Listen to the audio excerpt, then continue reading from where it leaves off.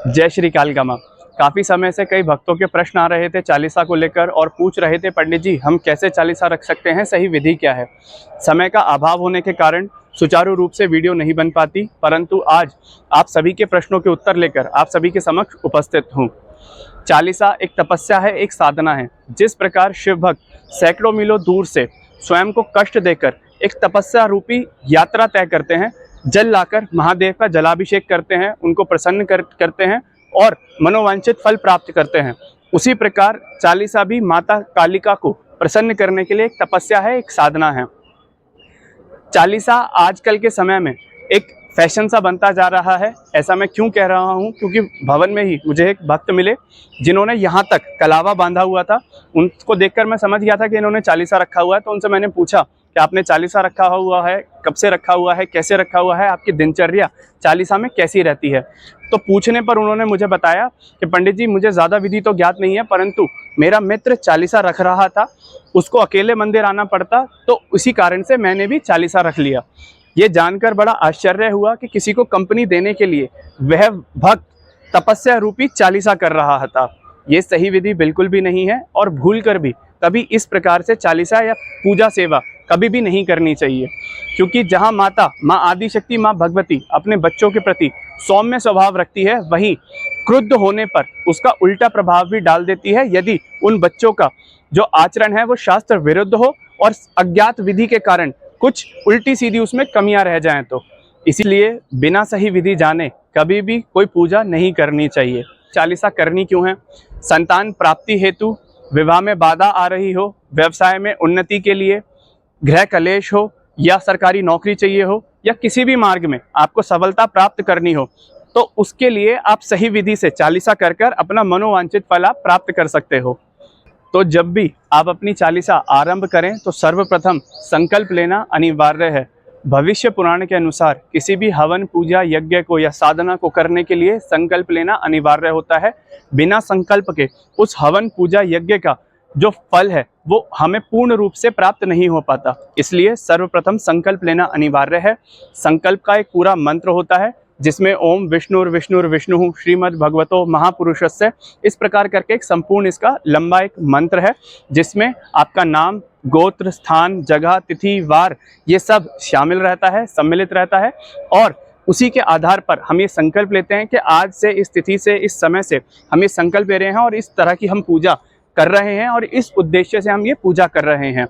जब आप अपनी चालीसा को आरंभ करें तो मंदिर में उपस्थित किसी भी पुजारी पुरोहित से आप ये संकल्प दिलवा सकते हैं। यदि कोई पुजारी पुरोहित उपस्थित ना हो तो उस स्थिति में आप स्वयं ही अपनी भाषा में, स्वयं जिस भी भाषा में आप यथाशक्ति, संस्कृत में आप बोल सकते हैं, संकल्प ले सकते हैं तो उत्तम है, अन्यथा आप किसी भी अपनी भाषा में भी ये संकल्प ले सकते हैं, जिसमें आप यही कहेंगे कि मेरा नाम ये, मेरा गोत्र ये, आज इस स्थान से, इस तिथि में, इस वार से मैं ये संकल्प ये ले रहा हूँ और इस प्रकार की मैं अपनी चालीसा शुरू कर रहा हूँ जिसका दिनचर्या इस प्रकार रहेगी।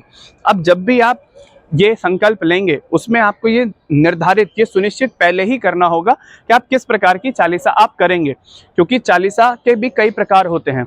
जिस प्रकार बहुत सारे व्रत में कई लोग क्या करते हैं कि कोई एक भुक्त रहता है, कोई फलाहार पर निर्वाह करता है और कोई सिर्फ जल पर निर्वाह करता है पूरे दिन तक। उसी प्रकार आपको भी ये संकल्प लेते समय निर्धारित पहले ही करना होगा कि आप किस तरह की साधना का, किस तरह की चालीसा का आप संकल्प लेंगे, क्योंकि संकल्प जब आप लेंगे तो उसी में आपको ये सब भी बोलना अनिवार्य होगा। संकल्प में अब आप क्या कर सकते हैं, आप यथाशक्ति, जैसे हर एक भक्त का, हर एक किसी का यथाशक्ति, सब अपने अपने हिसाब से व्रत रखते हैं, पूजा करते हैं, साधना करते हैं, तो यथाशक्ति यदि आप 40 दिन तक उपवास रख सकते हैं तो उसका आपको निश्चित करना होगा। यदि आप 40 दिन तक सिर्फ और सिर्फ पूजा करेंगे माता की बिना व्रत किए तो वो आपको निश्चित करना होगा, वो आपको निर्धारित करना होगा। यदि 40 दिन तक सिर्फ आप घी का दीपक जलाकर माता की पूजा करेंगे तो ये भी आपको सुनिश्चित करना होगा, ये भी आपको निर्धारित करना होगा।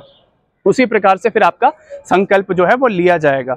इस चालीसा के दौरान पूरे 40 दिन तक आपकी जो दिनचर्या है वो समान रूप से आपको रखनी होगी। और एक चीज़ का आपको और ध्यान रखना होगा कि कभी भी आप पूजा करें, चाहे वो आप यहाँ पर करें या आप घर पर करें, उसका आपको एक समय निश्चित करना होगा, एक समय निर्धारित आपको करना होगा, क्योंकि इसका बहुत महत्व होता है शास्त्रों के अनुसार। किसी भी पूजा को करने के लिए आप घर पर भी करें या मंदिर में भी करें तो एक समय निर्धारित करें। जैसे कि अगर आप 7 से 8 बजे पूजा करते हैं अपने घर पर, तो 7 से 8 बजे का समय ही निश्चित करेंगे प्रतिदिन आप पूजा करने के लिए, चाहे आप चालीसा में हो या ना हो। प्रतिदिन अगर आप ये करते हैं तो उसका आपको उत्तम फल प्राप्त होता है। उसी प्रकार जब आप चालीसा में हैं, आप ये संकल्प लेते हैं कि आपने घर पे पूजा सेवा की है, आपने पूजा की है घर पे और व्रत किया है आपने, और उसके बाद आप मंदिर आते हैं, तो मंदिर आने का भी आप एक समय निश्चित करेंगे। ऐसा ना हो, अनियमितता किसी भी पूजा में अच्छी नहीं होती। तो ऐसा ना हो कि आप किसी समय सुबह आ रहे हैं और किसी समय आप शाम को आ रहे हैं, तो ये भी आपको सुनिश्चित करना होगा। कई लोग क्या करते हैं कि 40 दिन तक घी का दीपक प्रज्वलित रहे, अखंड रहे, इसका भी संकल्प लेते हैं। तो यथाशक्ति जैसी आपकी इच्छा हो, आप उसके अनुसार ये संकल्प आप लेंगे कि 40 दिन तक आपको घी का दीपक जलाना है, 40 दिन तक आपको उपवास में रहना है, या 40 दिन तक सिर्फ आप पूजा करेंगे, घर पर पूजा करेंगे और फिर मंदिर आके माता के दर्शन करेंगे। ये आपको सुनिश्चित करना होगा संकल्प लेने से पहले, क्योंकि संकल्प में ये सब आपको बोलना पड़ेगा। इसके पश्चात आपको ये भी निश्चित करना होगा कि आप अपना आचरण, अपनी दिनचर्या आप कैसी रखेंगे 40 दिन तक, क्योंकि सिर्फ मंदिर आना ही पर्याप्त नहीं है। चालीसा में अगर मंदिर आना ही पर्याप्त होता तो यहाँ पर ऐसे ऐसे भक्त हैं जिनको बाल काल से मैं भी देख रहा हूँ, और कई मेरे जो यहाँ पे बुजुर्ग हैं वो बताते हैं कि वो 35-35, 40-40 साल से वो यहाँ पर सेवा कर रहे हैं निरंतर सुचारू रूप से। तो सिर्फ चालीसा में मंदिर आना पर्याप्त नहीं है, उन 40 दिन तक आपका आचरण भी, आपकी दिनचर्या भी उसी कोटि की हो जिस कोटि की आप साधना पूजा कर रहे हैं और जिस महामाई आदि शक्ति को आप प्रसन्न करने की विचार से चालीसा रख रहे हैं। तो ये भी आपको सुनिश्चित करना होगा। आपको 40 दिन तक जितना सौम्य आप रह सकें, जितना आप अपना विनम्र स्वभाव रख सकें, वो आपकी साधना को, आपकी तपस्या को उतना ही निखारेगा। तो संकल्प में आपने माता को भोग प्रसाद अर्पित किया, माता को आपने श्रृंगार का सामान अर्पित करा, उसके बाद आपने संकल्प ले लिया और अपनी 40 दिन की दिनचर्या आपने निर्धारित कर ली। उसके बाद 40 दिन तक आपने अपनी पूरी दिनचर्या का पालन किया और 41वें दिन आप उसका उद्यापन करेंगे। उद्यापन भी आप उसी प्रकार करेंगे जिस प्रकार आप नवरात्रों का समापन करते हो और कन्या पूजन करके उद्यापन आप करते हैं। आप 9 कन्याओं का भोग प्रसाद अर्पण करेंगे और एक बटुक भैरव को भी आप भोग लगा सकते हैं। यथाशक्ति आप भंडारा भी कर सकते हैं, या फिर जैसा आपने संकल्प में अपना निर्णय लिया है, निर्धारित किया है, उसी प्रकार से आप उद्यापन भी करेंगे। इस दिन तक आपका आचार व्यवहार वो भी आपको सुनिश्चित करना होगा कि आप सौम्य स्वभाव आपने रखा हुआ है और आपके आचार विचार पूर्णतः शुद्ध हैं, सात्विक हैं। सात्विक आहार आप लें और सात्विक आप रहें। किसी के प्रति हीन भाव ना रखें, किसी के प्रति अपशब्द आप ना कहें और ना ही किसी का अहित करने की आप सोचें। और जब भी आप रात को शयन करें तो आप ज़मीन पर ही अपना आसन लगाकर ज़मीन पर ही सोएं आप पूरे 40 दिनों तक। आप इस चीज़ को ध्यान रखिए कि 40 दिन की ये जो तपस्या रूपी साधना है, ये बहुत भक्ति भाव से और पूरे समर्पण भाव से आपको करनी है।